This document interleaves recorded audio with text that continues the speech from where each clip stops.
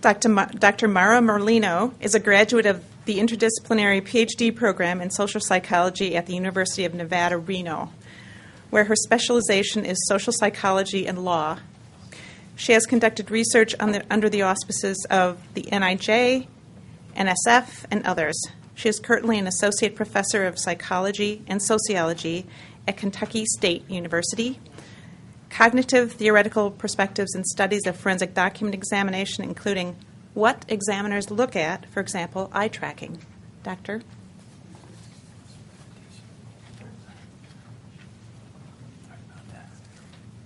And while John Paul is getting that presentation up for us, oh, he's quick. Yeah. Wow. Never mind. I thought I had a minute. First, thank you, everybody, and good morning, and thank you for the invitation to be here to speak with you today about our study.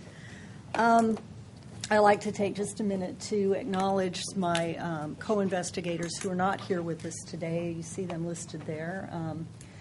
Without this wonderful interdisciplinary team, it's very difficult to do a study such as this one.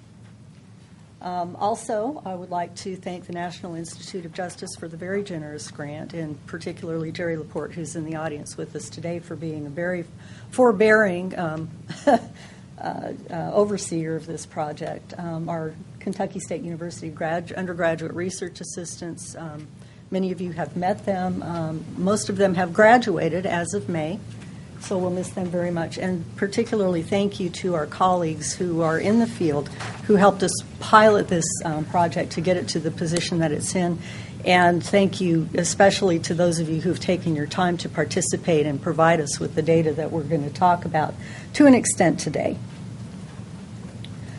So let's begin with talking about a little bit about what FDEs do. You all know this a lot better than I do, being members of the field yourselves. It's fairly straightforward to talk about what FDEs do. Other people have spoken about this before, but generally speaking, FDEs evaluate signatures for their suitability for comparison. They evaluate them for the type of writing, for internal consistency, and they evaluate the range of variation. Signatures are evaluated for the presence and absence of features for comparison, and then examiners conduct side-by-side comparisons of comparable portions of the question in their own writings. During this process, they determine whether there are dissimilarities, similarities, absent characters, and as I say, you all know this better than I do. So really, it's very easy for us to talk about, and we know a lot about what you do. But the question is, how do you do it? And what we are beginning to recognize in our study is that you are doing this very well with some very limited information. And so we're going to talk a little bit about how you do what you do. Beginning with some of the very, very basic micro factors that we can attend to. Now, the other speakers who've come before me in this session, whose talks were very interesting, I thank you, and I love the way that all these conversations that we're having are fitting together. I'm going to take it a little bit up a step from those more micro features, and I'm going to talk about attention, some cognitive factors that we can talk about when we're trying to determine how examiners do what they do. Attention, is defined as the sustained focus of cognitive resources on information while filtering or ignoring extraneous information, and it's often a precursor. It comes before all other neurological or cognitive functions. One question we can talk about is what do we attend to? Choosing where to focus dictates where we focus visual processing resources. And you can see that demonstrated. These are actually gaze plots that we get from our eye tracking system. And some of you have seen these gaze plots before. Some of you helped make these gaze plots that we're going to see today. So we can take note of where you are sending your eyes according to what catches your attention. Interestingly, on this particular set of gaze plots, which, as I said, many of you have seen before, we sort of perhaps see some of those spots, which are fixations, falling above or outside of what we would typically think that somebody should be focusing on. And that's because our fovea can be resting in one place, and within 24 degrees of where the fovea actually is pointed, we can still perceive. And so this individual is using, this is what we know as peripheral vision. And so that's why we get those spots that are not quite on the mark. So why do we attend to these things? Well, for a couple of reasons, and it depends on the characteristic of the stimulus that we're looking at.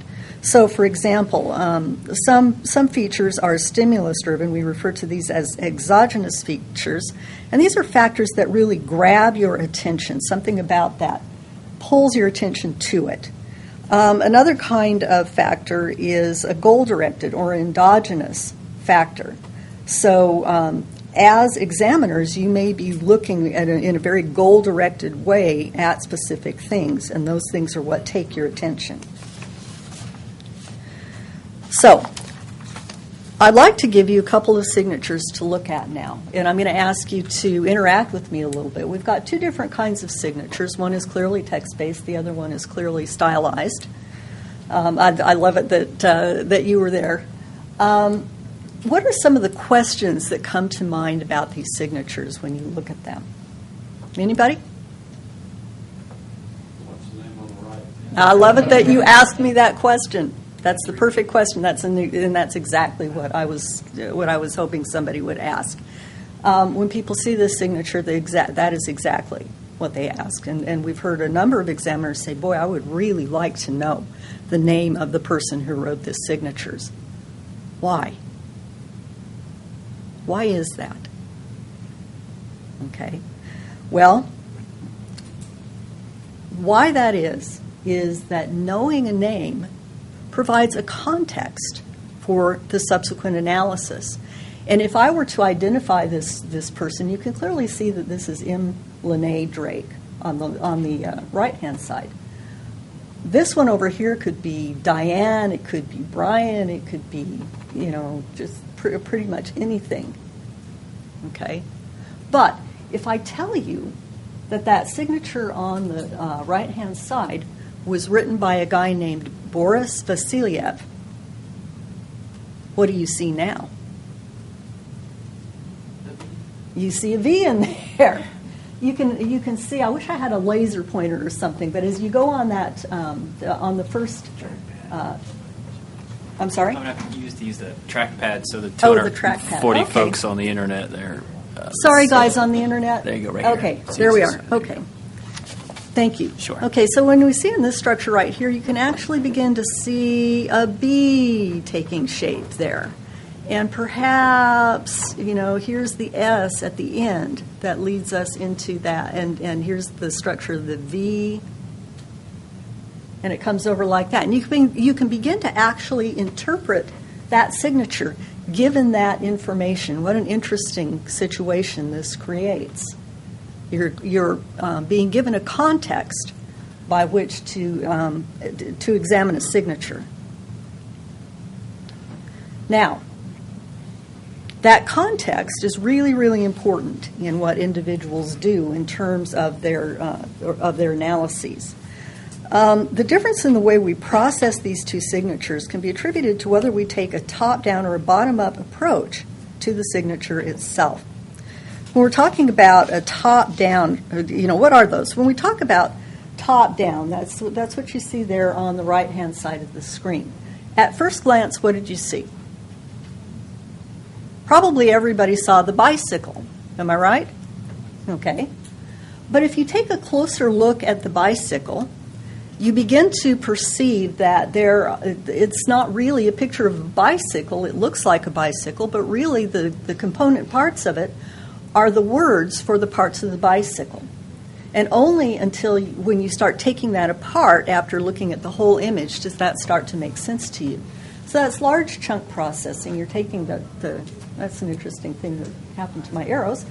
You're taking the larger concept and you're working downward from the large concept into the finer details. Okay.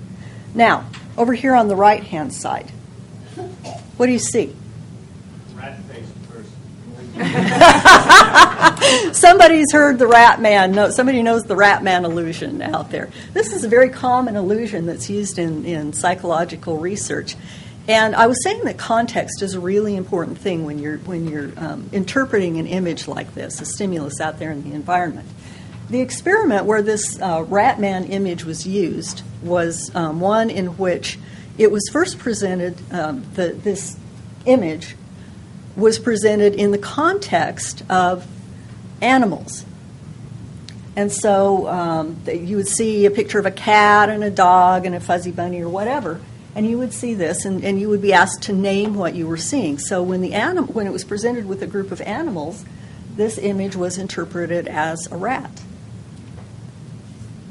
However, when they went back and they presented this image in a series of faces, this image is interpreted as a man. Can you guys see it? How it changes back and forth? Okay. Now, this is a really important concept when we're talking about how you go about interpreting signatures. So let's look at how bottom-up and top-down processing relate to identifying the process by which a signature is interpreted. Okay. I would like at this time, we're going to do a little exercise. I'm going to give you kind of a taste of the procedures that we have used in the study that we're currently working on. And we're still in data collection, so I'm not going to give you a lot of information. But this is a procedure that we do. It's the third procedure in our protocols. And we call this the tachistoscope extended view procedure. Okay, so I'm going to explain to you how the procedure works, and then I'm going to do a couple of tachistoscope signatures with you.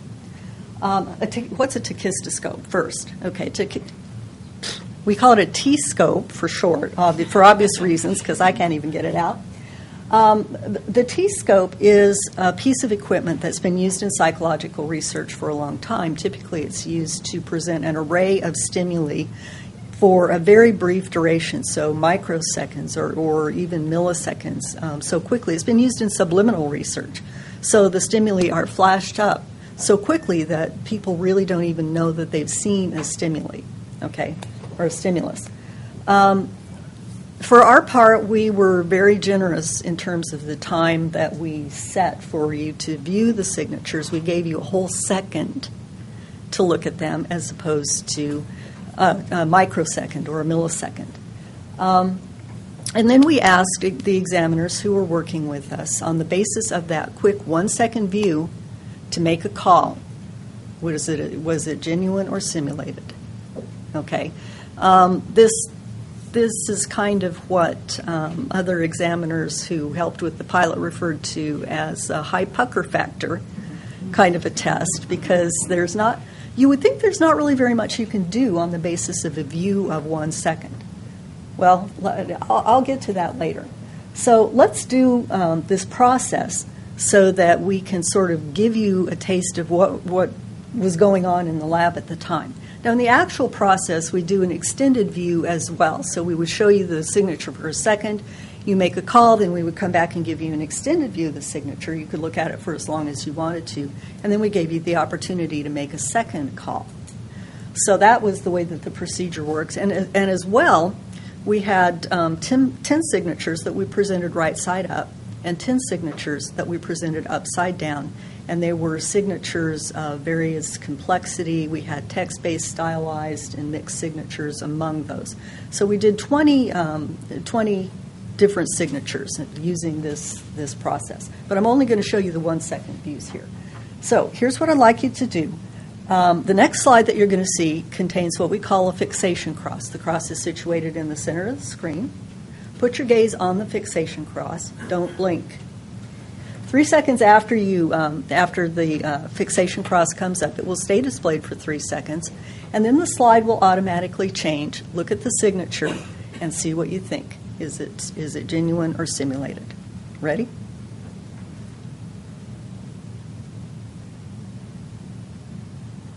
Wow. Okay. So our follow-up question to that was, would you say that the signature is genuine or simulated? Okay. You don't need to answer that. Just hold that thought in your mind. Okay. And our follow-up question you see there on a scale of 1, not at all confident, to 4, extremely confident. How confident would you say you are in this decision? And notice that not at all confident is a fair answer. Okay. We give you the opportunity. That was the pucker factor answer. And so we would ask you that question. So let's do another one. That was our upside down or our right side up view. So now you're going to see the upside down view, and we alternated these. Ready? Okay, 3 seconds.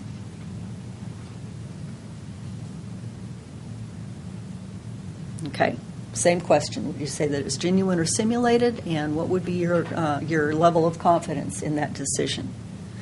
Okay, the next obvious question is, what can you tell on the basis of these slides? What can you tell on the basis of seeing a signature for 1 second? Okay. Flip my notes here. Okay. Now, as you were examining those signatures, could you all make out any part of a name? Yeah, somewhat in that brief 1 second view, and so I gave you both text-based signatures, so the right side up and upside down were text-based. On signature 2, okay, could you make out any part of a name? Yes. You could. Wow, you guys are good. Well, and you've demonstrated that actually with these data. Okay, so now I'm going to talk about, and I'm going to tell you what the data looked like for those two signatures that you just saw on the basis of the tachistoscope view and the extended view. But first I'd like to kind of go through with you how we make sense out of the eye tracking data. Now, when you sit down in front of our Tobii eye tracker, it looks like a big computer. And it's a computer screen, and we sit you 57 centimeters away from the screen. We ask you not to move or rock back and forth or do anything to change your distance from the screen as much as possible. And then we put you through a series of these tests. And on the basis of these tests, the Tobii eye tracker actually will bounce infrared lights off people's retinas, and then it records the reflection of the infrared light. So as your retina moves or your fovea moves around the screen, that is what the eye tracker is actually recording. Okay. Now, I'm going to take you through some slides that show you what we get, the unfiltered or raw data. So this is what your eyes are actually doing when you're looking at those signatures. I'm going to show you the difference between the unfiltered and the filtered data. So we have to clean up that data a little bit in the process of doing this. I'm going to show you a different way of looking at the data, a heat map. And then I'm going to show you how we select out certain areas of interest to really focus on in terms of the examination. And I'm going to show you right now why it's important that we narrow and focus. And I'm going to be watching Brent because the statisticians in the room are going to be really impressed by this. Tell me what you think, Brent. Ready? Okay. These are actual gaze plots of unfiltered data, raw data, for each of 3 participants. Okay. Now you can actually see quite a lot on the basis of what we've got here. But the one that I found really sort of overwhelming was that one over there on the left-hand side. That is 1,200 fixations. That, if you're a and Brent just went, that's a lot of data for one little signature. That is a ton of data. Okay? But you can actually see the differences in how people go about doing this visual task. Okay? Down here on the end, you can see the examiner in green over there on the right-hand side. I'm sorry, I'm pointing. I keep forgetting that I should be using this thing. Okay, over here on the right-hand side, examiner in the green. You can see that the fixations are fairly evenly spread across that signature. And where'd my thing go? Uh-oh. Oh, sorry. There we go. You can see that the fixations are fairly easily spread, kind of smother that signature, don't they? Okay. Examiner 2, about half as many fixations, and they're sort of stacked up in some very specific places. Examiner number 3, almost as many as examiner number 1, but again, they're stacked up in some very, very specific places. And so these are 3 different people going about this task in very different ways. Okay, here's signature number 2. And again, that examiner who's in green up there is giving us some kind of daunting and scary stuff in terms of statistics.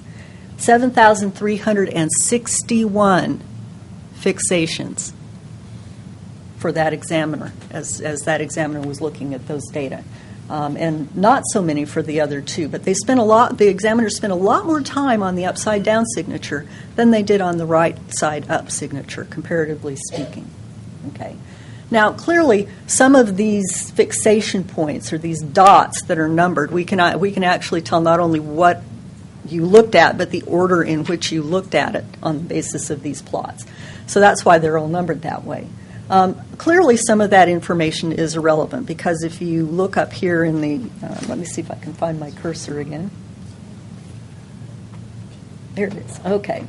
If you look up here in the corners, you can see that the examiners were kind of hitting the fact that this is a question signature, and they were paying attention to that. Not too sure what exactly was going down right here, But there are some possible explanations for that. One examiner said, well, what if I just rest my gaze somewhere because I'll be going along and then I'll stop and think. And it will be like that gaze burns a hole in that area. So just because there's a dot there does not mean that I keep hitting that, I'm sorry, does not mean that they're actually doing something with that particular area of space. And we maybe had an instance of that there. Okay. So we screen this stuff out by using fixation or some thresholds for our fixations. Okay, we go by a velocity threshold, which simply means that where the center of one of those dots is that's displayed on the screen, anything up to 50 pixels away is counted as part of that dot. Anything over 50 pixels away, a new dot is created. And so that's how we get all those dots. Okay. We also use a duration threshold, which is anything less than 100 microseconds, very short period of time. But anything less than that 100 microseconds is not considered a fixation. Anything over that is considered a fixation. And so using these filters, that's a little better, isn't it? You can actually begin to make some sense out of all of those different dots. Okay. So again, these are the same three examiners, by the way. It's just different colors of the dots. You can see over there in examiner 1, you can still see that person is really moving gaze around quite a bit. Number 2, not so much, really focusing on some very specific areas of that signature.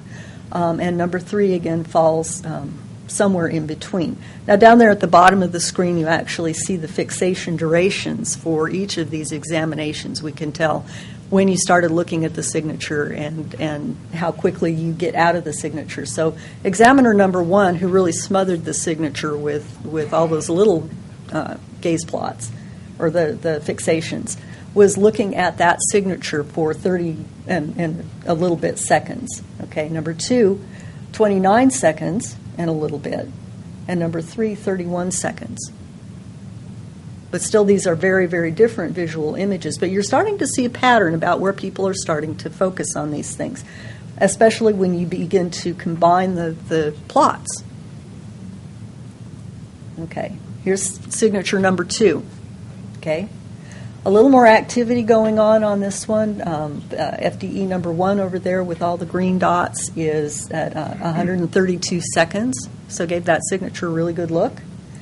Number 2 looked at it for a minute, and again, these are the extended views now. These are not the 1 second ones. These are the extended view gaze plots. Examiner number 3 did 44 seconds. The bigger the dot is, the longer the gaze stayed in that area. Okay, that means that there was a lot of time spent on that spot. So, filtering some more, trying to interpret these data and get a better view, a better idea of what you do. These are heat maps.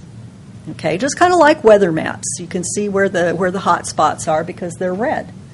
On the right-hand side, the far right-hand side, you actually see the unfiltered data, and you can see the effect of the noise that we had going on with all of those unfiltered fixations. Okay. On the far left-hand side, you actually see the results of the filtered gaze plots. Now you can start to see that we're beginning to really distinguish where things are happening. And in the center, you see how we actually sort of approach this analytically. The colored blocks on the center that are overlaid over the signatures are what we refer to as areas of interest. And then based on the information that we get from the gaze plots and the heat maps and the other empirical data that are recorded on the Toby system, we can really get down and specify, I want to analyze the data for this little space right here. And this helps us to understand better and narrow and focus our analyses, so we really get a better idea of what is happening with these signatures. So you can see on these signatures that there was a little bit going on, a lot of stuff over there on the far, there it is, okay. A lot of stuff going on over here in the last name. There's quite a little bit of complexity. If you can look at that on your slides. Quite a bit of stuff going on here. We have some turns. We have some different structures. Different structures here. I keep doing that. Okay, but we can actually tease those out and look at them separately. We can look at only the data for the Y. We can look at only the data for the S that's in there. We can look at little subcomponents. Okay. So, overall accuracy on these things. I've given you data. I ran some brief analyses that had to do with, and now the first thing I want to say is that this should never, ever, ever be taken as proficiency data. This is not what you do. There is never going to be a time when you're given a signature to look at for a second and be asked to make a call. That's never going to happen. So these are not proficiency data. I want to make that very, very clear. Okay, but we've given you data that demonstrate the accuracy of the examiners in the over here on. See if I can not manage to. Where is it? There it is. Okay, over here on this side are the tachistoscope numbers. Okay, the green bars represent the upside down signatures. The orange bars represent the right or the. The orange bars represent the upside down. Okay. Wow. That is not really very bad. Of over 1,160 calls, or 1,600 calls, I should say, 1,647 calls across all examiners, the accuracy rate combined for the tachistoscopes and the extended views was 70%. 70%. Wow. Okay. Now, we wanted to look at that and determine whether or not that there was any, there's always the chance that, it's a 50-50 toss-up if somebody's just guessing, I really don't know about this. And so we actually looked at that. We ran a kappa statistic on those numbers. And kappa is a measure of inter-rater agreement. So we actually do have the information about whether these are genuine or simulated signatures. We do have that information. So we simply took what the examiner said and compared it to what the true answer was. And kappa is a calculation that takes away the agreement by chance. And still, even so, taking away that chance agreement, there is still moderate agreement. That's not bad. That is not bad at all for folks who got the very, very brief opportunity to look at a single signature. Okay. And down below you can actually see the data that we have by trials. Okay. The orange actually represents the incorrect calls. The green represents the correct calls. And every other signature, 1-1 represents, where is it? There it is. Okay. 1-1 represents the tachistoscope view. 1-2 represents the extended view. So that accounts for a little bit of change. When you guys got the chance to look at that signature as long as you wanted to, a few of you changed your minds and moved over, and the correct call rate went up a little bit. Okay? So signature, hello, it will catch up. Signature 2-1, of course, is the upside down signature. The tachistoscope view. The bars under 2-2 are the extended views for the upside down signatures, and so they alternated upside down, right side up. Okay. Here's some additional view. We broke this out according to tachistoscope, an extended view, and we ran those kappa statistics again for each of those different conditions. And as you can see, there's a little bit of a difference. When we look at only the tachistoscope views, our kappa statistic shows fair agreement, still not too bad, quite a few accurate, the accuracy of almost 68%.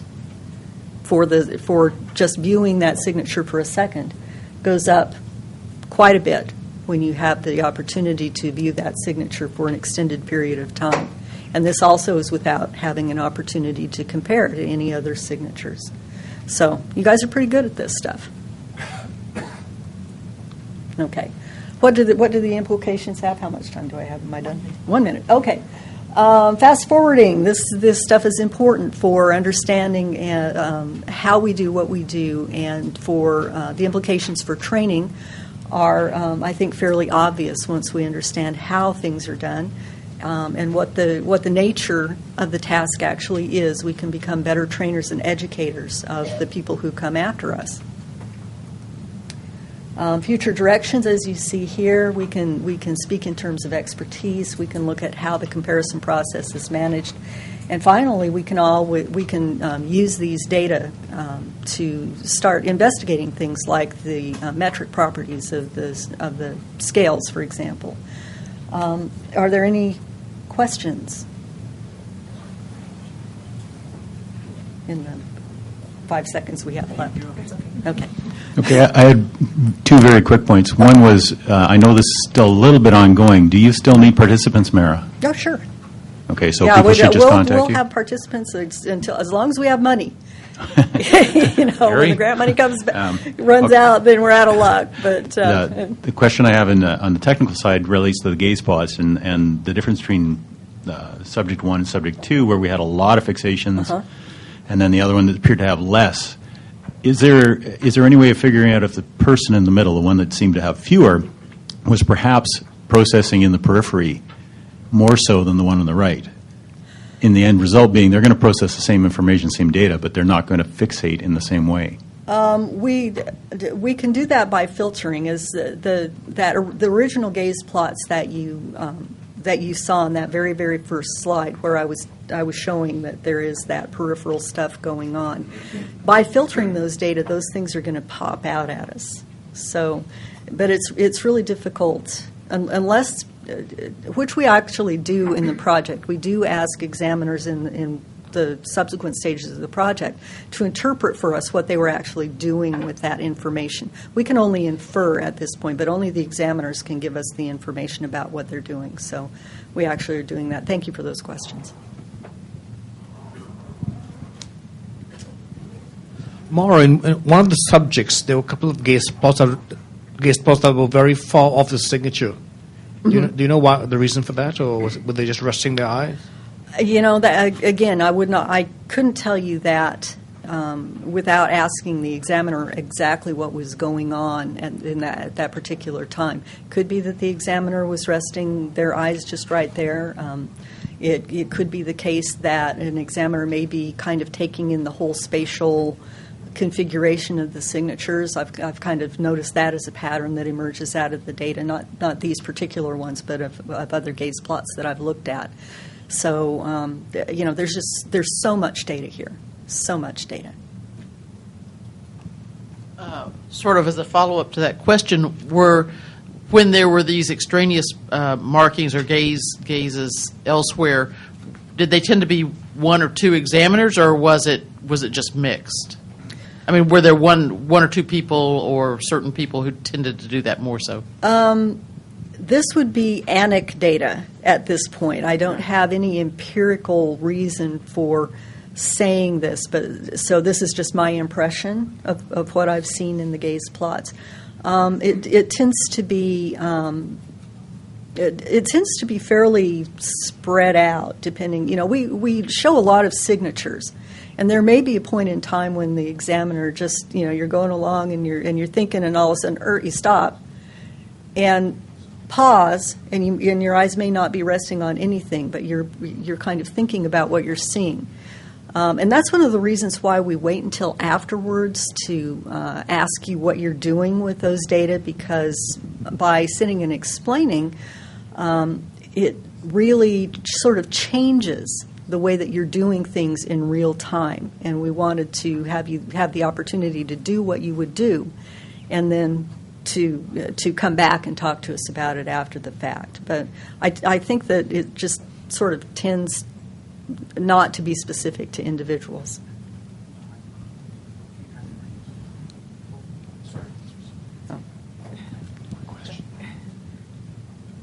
I wonder if you looked at the data for when a misleading opinion was called, and looked back at the data for the gaze plot, is there any connection perhaps between a missed opinion and the gaze plot versus the group that got the opinion correct? I haven't gone to that extent yet. And again, these are all preliminary data. We're still gathering data, so the numbers that we have here can only be considered preliminary. But yes, we will look at that. There's just so many things we can look at with these data that are interesting. Yeah. Really interesting experiments. From the experimental design perspective, Yes. You said these FDEs are being shown multiple signatures? Yes, we have a number of different protocols that we do. The first protocol, we show them single signatures, and there are 30 single signatures that they look at and make calls on. Then we do a series of question known comparisons, and the examiners are asked to do 66 of those comparisons.